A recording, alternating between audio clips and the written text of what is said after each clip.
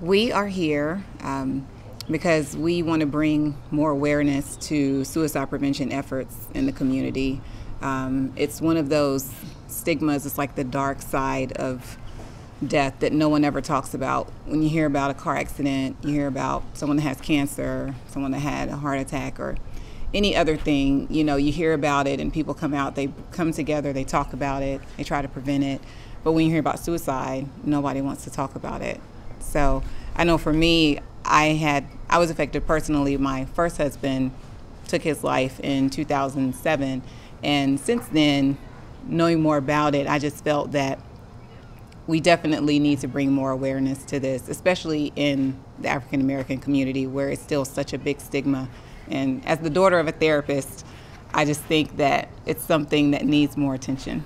It was very shocking. It was totally out of left field for me. I know that people say that hindsight is 20/20.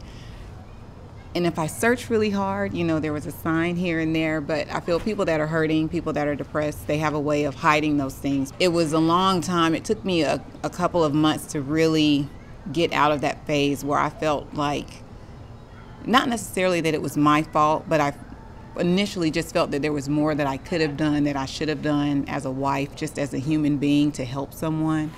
But it's a lot of therapy, a lot of prayer, a lot of people just that were very nice and awesome to me and to my family that helped me get through that. So. One thing I've personally noticed in the African American community, that it's almost one of those things that is not even spoken about. We don't speak about it. We don't even touch on the subject of suicide. When someone actually does bring up the subject of suicide, people look at it like it still shouldn't be exposed, or it shouldn't be brought into fruition.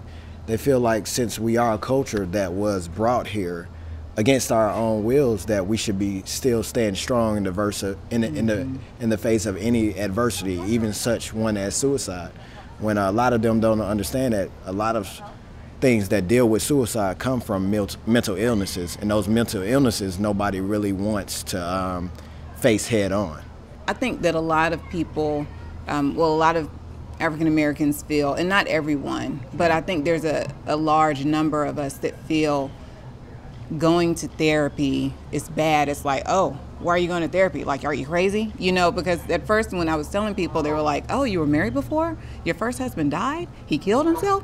We don't do that. What do you mean we don't do that? Like, are you kidding me? Right. So it's hard to explain, but I just feel that a lot of people, a lot of us will miss out on those opportunities to get help for mental illnesses, and it goes undiagnosed for so long because we're unwilling to go and see a therapist.